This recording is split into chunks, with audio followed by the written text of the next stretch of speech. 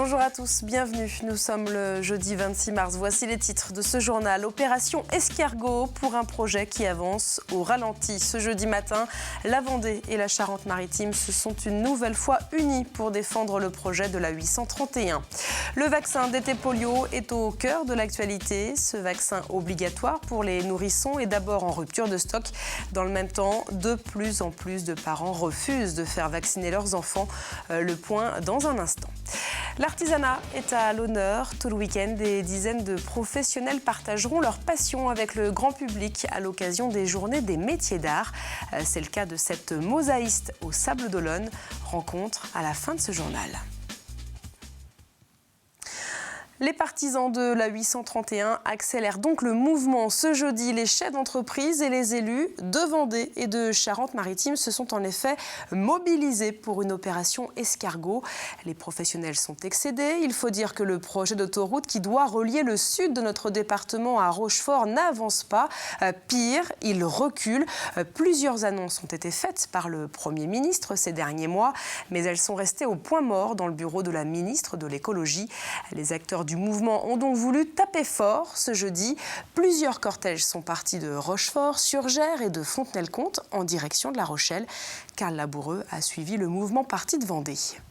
Ce qu'on souhaite, c'est que la moitié des véhicules légers viennent au niveau du premier convoi et du deuxième convoi. 6h30 ce matin, dernière consigne avant le départ du cortège. Ici à Fontenay, comme dans deux autres villes situées quant à elles en Charente-Maritime, la mobilisation des pros A831 monte d'un cran.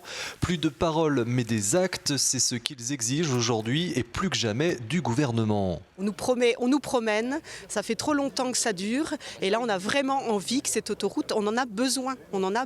Ça suffit tout ça, nous on est là pour travailler, on est là pour créer des emplois, on le fait. Mais à un moment, ça va s'arrêter parce qu'il n'y aura plus d'emplois à créer, il n'y aura plus de travail. On l'a dit sur tous les tons, on a fait des opérations à chaque fois, je dirais, qui ont pour sensibiliser, mais toujours des actions constructives. Nous avons les casques blancs, nous ne sommes pas des bonnets rouges. Et bilan des courses, rien n'avance. Donc aujourd'hui, on va être un petit peu plus gênant. On le déplore, mais c'est peut-être un point de passage nécessaire. 7h départ du convoi, une soixantaine de véhicules et quelques poids lourds quittent Fontenay. Autant s'élancent de Rochefort et de Surgères, direction La Rochelle pour une opération escargot. Opération qui a donc provoqué plusieurs ralentissements sur la rocade et jusqu'en centre-ville où les défenseurs du projet autoroutier se sont retrouvés et ont posé un ultimatum. Nous demandons aujourd'hui qu'un calendrier soit formalisé avant le 1er avril par le chef du gouvernement. Aujourd'hui, on pose un ultimatum, c'est le 1er avril, on veut que tout nous soit notifié par écrit. Voilà. Sinon, écoutez, on recommencera. Les pros A831 exigent donc qu'au 1er avril, soit mercredi prochain, le dossier soit débloqué. Dans le cas contraire, de nouvelles actions seront organisées. L'ultimatum est court, mais le temps presse plus que jamais, car la déclaration d'utilité publique arrive à échéance dans moins de 4 mois. Et si elle n'est pas reconduite, le projet de l'A831 sera définitivement enterré. Des images signées donc Carl Laboureux et Samuel Grasset. Le chômage augmente à nouveau en février, on l'a vu hier. Après une diminution surprise en janvier, la courbe est repartie à la hausse. Au niveau national, le nombre de demandeurs d'emploi a donc évolué de 0,4%. En revanche, au niveau régional et départemental, le nombre d'inscrits à Pôle emploi a baissé. Regardez, moins 0,1 pour les Pays de la Loire et moins 0,6% pour la Vendée. Le département compte moins de 29 450 chômeurs pour le mois de février.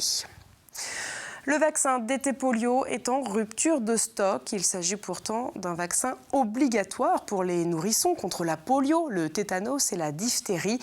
Cette pénurie est notamment due à une explosion des vaccinations dans les pays en développement. Les laboratoires n'arrivent plus à fournir. Dans le même temps, le débat sur l'obligation de faire vacciner ses enfants est relancé. Ces actualités sont donc l'occasion pour la rédaction de TV Vendée d'effectuer un point sur la vaccination. Reportage d'Alix Lanos. Alors, on va commencer par qui ? C'est le rappel des vaccins pour les jumeaux d'1 an, Gabriel et Jules. Et pour leur maman, la question de faire vacciner ou non ses enfants ne se pose même pas. J'écoute les médecins, surtout pour mes enfants qui sont arrivés bien trop tôt. Donc c'est hyper important pour moi de faire vacciner mes enfants. Pourtant, certains parents, eux, se méfient aujourd'hui des vaccins. Effets secondaires, adjuvants potentiellement dangereux. Le débat ne date pas d'hier, mais continue de diviser la population. J'ai posé des questions, mais comme c'est le médecin traitant et que je lui fais confiance, les vaccins qu'il m'a conseillé de faire, ils ont été pratiqués. Il y a quand même beaucoup plus d'avantages que d'inconvénients quand même. En pourcentage d'accidents, il n'y a pas grand-chose de... Il y a peu de risques quand même. Je préfère faire confiance aux anticorps naturels de mes enfants plutôt que de leur infliger des choses dont des fois on ne sait pas trop quelles seront les conséquences. En 2011, en France, de nombreux cas de rougeole, maladie qu'on n'avait plus observée depuis des dizaines d'années, ont été détectés. Pour les médecins, pas de doute, c'est la baisse du nombre de vaccinations qui est en cause. On ne voit plus les maladies, enfin, où on croit qu'elles n'existent plus, et on voit bien que dès qu'on lève le pied, dans les années qui suivent, on voit ressurgir la maladie. C'est pour ça qu'il y a eu des épidémies de coqueluche graves il y a 3-4 ans en Australie. Donc il y a une remise en question du bien fondé des vaccinations, mais je crois que malheureusement, c'est vraiment pas ce qu'il faut souhaiter, quoi. En France, seul le DT polio, diphtérie, tétanos, poliomyélite est obligatoire. Les autres vaccins contre la rougeole, la coqueluche ou encore l'hépatite B sont, eux, fortement recommandés. En effet, le vaccin DT polio est obligatoire pour les nourrissons. Le Conseil constitutionnel l'a d'ailleurs rappelé vendredi dernier, après qu'un couple ait refusé de vacciner sa fille de 3 ans. On retrouve à présent nos 3 jeunes Vendéens qui participent au concours Agri-Challenge. Souvenez-vous, depuis quelques mois, nous suivons Chloé, Mélanie et Mathieu. Ils sont étudiants dans le secteur agricole. Et ce concours leur permet de travailler sur un projet concret où ils doivent notamment trouver des solutions pour une exploitation. Nous les avons suivis à la ferme, lors de la rédaction de leur dossier. Aujourd'hui, c'est l'heure de l'oral devant le jury. Et c'est notre dernier volet, reportage de Delphine Ledu. 10h30, dernière ligne droite pour Chloé, Mathieu et Mélanie. C'est aujourd'hui au siège du Crédit Agricole Atlantique Vendée qu'ils exposent à l'oral leur dossier devant un jury. Alors forcément... Un petit peu stressé quand même, parce que bon, c'est là qu'on présente tout le travail qu'on a accompli depuis le début, quoi, donc... Pendant 20 minutes, les 3 étudiants de BTS Axe à l'école des établières présentent le sujet sur lequel ils ont travaillé pendant plusieurs mois. Ici, le trio s'est penché sur le cas d'une exploitation qui peine à trouver un nouvel associé. Pour le jury, composé entre autres d'administrateurs de la banque et d'agriculteurs, la cohérence du projet et l'esprit d'équipe du groupe sont des critères importants. Comment ils se sentent à l'aise, comment ils ont travaillé, donc voir qu'ils maîtrisent leur sujet, ça c'est vraiment très important. Le deuxième critère, ça va être bien sûr quand même la réalité économique, parce qu'il faut vraiment que quelque part ils aient soulevé une problématique, ils aient répondu à cette problématique. Ça leur permet d'appréhender leur futur parcours à l'installation, la relation entre les associés, entre leurs futurs associés, d'anticiper également les objectifs de nos agriculteurs qui sont en phase de transmission.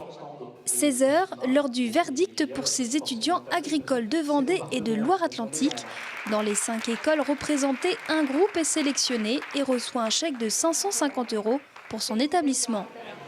Pour le lycée des Établières, ils étaient 4 groupes en lice et les gagnants sont... Le groupe que l'on a décidé, nous, c'est le groupe de Chloé, Mélanie, Charlotte et Mathieu.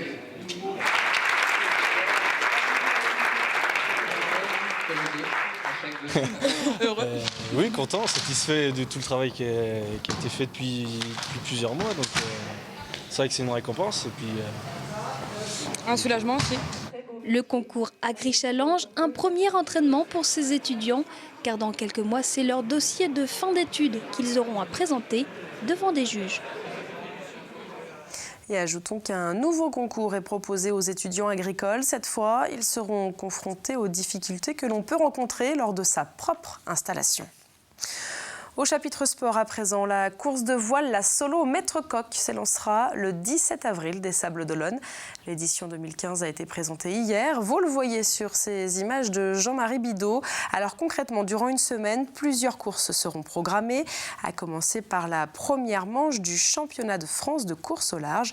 De grands noms seront donc une nouvelle fois présents, comme Alain Gauthier, Yann Eliès, des skippers qui ont participé au Vendée Globe. Pour l'entreprise vendéenne Maître Coq, l'événement est évidemment un grand rendez-vous sportif, mais également pour ses équipes, comme l'explique le directeur général. C'est une très belle épreuve parce que sportivement, il va y avoir des marins, des grands marins, des habitués de la compétition, de la course au large, des habitués des victoires. Et pour Maître Coq, c'est important de mettre son nom sur ces grands sportifs. C'est notre premier objectif. Et puis le deuxième, c'est de permettre à nos salariés et à nos éleveurs de venir au Sable d'Olonne, de voir les bateaux, de voir les voiles Maître Coq, et puis d'encourager Jérémy Bayou et les autres skippers pendant toute la course.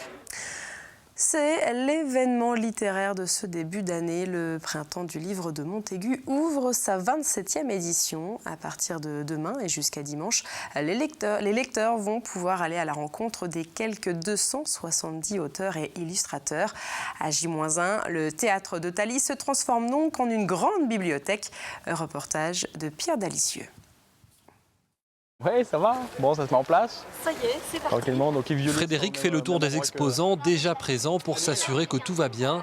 Mais pas besoin de donner de consignes, chacun sait ce qu'il a à faire. Il faut dire que cette année, c'est la 27e édition du Printemps du livre. Et beaucoup sont là depuis le début. On a démarré dans la salle des fêtes au tout début, je peux vous dire, avec quoi 20-25 auteurs. Aujourd'hui, le salon a bien changé. 270 auteurs y seront présentés. Cette année, le président d'honneur, c'est Gilles Le Gardinier, un des 3 auteurs les plus vendus en France. Une véritable vitrine pour ce Printemps du livre. Dans toute manifestation culturelle, il faut attirer du monde. Et après, une fois que vous avez attiré du monde, peut-être avec des personnalités un peu connues comme Michel Drucker l'année dernière, vous allez pouvoir leur faire découvrir des auteurs un peu moins connus, mais tout autant dignes d'intérêt. L'ouverture, c'est demain matin. Tous les stands doivent être impérativement prêts avant ce soir. Et certains exposants ont du pain sur la planche. Il y a peut-être 10 000 bouquins, nous. Ah ouais. Ouais. Une soixantaine d'exposants qui vont s'installer au fur et à mesure, ainsi que nos libraires partenaires, de telle manière à ce que tout soit prêt pour demain matin à la première heure. Il y en a qui vont plus vite que d'autres. Alors il y en a qui vont plus vite que d'autres, il y en a qui mettent plus de temps aussi que d'autres, il y en a qui vont décorer de façon plus ou moins originale leur stand. Demain, 4000 scolaires sont attendus et fouleront parmi les premiers les planches du salon. Un salon ouvert également tout le week-end. Et l'artiste que nous allons rencontrer maintenant fera partie des quelques 270 auteurs présents sur le Printemps du livre. Fanny Le Saint sort sa première bande dessinée. L'occasion pour nous d'en savoir un peu plus sur cette créatrice. Cyril Guillet s'est donc rendu dans son atelier. Il aura fallu 2 ans de travail à Fanny Le Saint pour que sa bande dessinée, Victorine, une enfance à Versailles, voit le jour. En 2012, elle est contactée par le Centre vendéen de recherche historique qui lui donne carte blanche pour mettre en image les mémoires de la marquise de La Roche-Châtelain. Tour à tour témoin de la vie à Versailles et victime des guerres de Vendée, la marquise est un personnage atypique qui a su relater un pan de l'histoire de France à travers ses écrits. C'est l'histoire d'une aristocrate qui a grandi à Versailles, mais qui va arriver tout un tas de péripéties en fait, dans sa vie. Et c'est digne, en fait, ça pourrait être digne d'un roman de fiction, en fait, tellement il lui arrive des choses incroyables. Après une lecture minutieuse des mémoires de la marquise de La Roche-Châtelain, Fanny Le Saint est partie à la découverte des lieux empruntés par sa protagoniste et son entourage. Un travail de longue haleine car elle a réalisé seule l'écriture, le dessin et la mise en couleur. J'ai ces besoins-là. J'aime bien, j'ai besoin d'écrire et j'ai besoin de dessiner. Pour moi, le dessin, c'est juste un outil, en fait, pour raconter ce que j'ai envie de dire. Donc, je me satisfais pas juste du fait de dessiner. Sinon, je me contenterais de faire des illustrations et non pas des bandes dessinées. Ce premier tome a reçu un très bon accueil, pour preuve la préface de l'académicien Jean Tullard, véritable hommage au travail de l'auteur, qui sort là son premier ouvrage et qui ne se prédestinait pas forcément à des thématiques historiques. On m'a fait l'honneur de cette préface. C'est assez plaisant, en fait, pour moi, parce que je suis pas historienne non plus, donc c'est toujours agréable de dire que son travail soit valorisé par une personne comme ça. Alors là, on travaille sur l'Olonois. Aujourd'hui, il semblerait que le virus de l'histoire a fait son œuvre. Depuis le mois de janvier, elle travaille sur un nouveau projet qui retrace la vie de l'Olonois, le célèbre pirate sablais.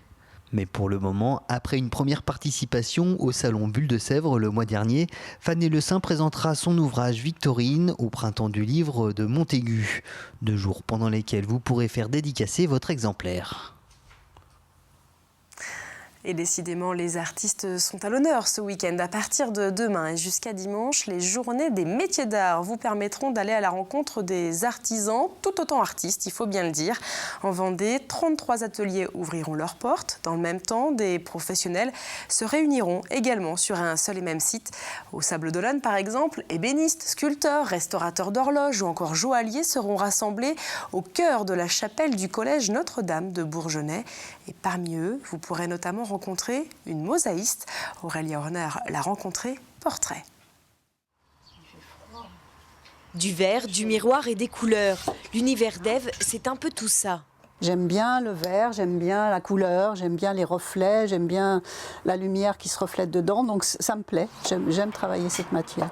De l'Océanie à Tahiti, en passant par le Cambodge et la Nouvelle-Calédonie, l'artiste a passé sa vie par monts et par vaux. C'est un peu le reflet de ses voyages que l'on retrouve dans ses œuvres. Si j'aime travailler le miroir et le verre, c'est parce que justement c'est un rapport avec la lumière. Et je pense que ça joue dans mes voyages, oui, parce que j'ai toujours voyagé dans des pays chauds, donc lumineux, et je pense que c'est en moi. Depuis toute petite déjà, Ève avait l'âme d'une créatrice. Elle a tout essayé, ou presque, jusqu'à ce qu'elle découvre la mosaïque. J'ai commencé, comme beaucoup, avec de la faïence, à faire de la mosaïque classique. Et puis après, j'ai même fait du pique-assiette, ce qu'on appelle le pique-assiette, hein, la vaisselle. Mais c'est le travail du verre et du miroir sur lequel elle s'arrête. C'est une technique que j'ai mise au point avec des peintures sur du verre et du collage.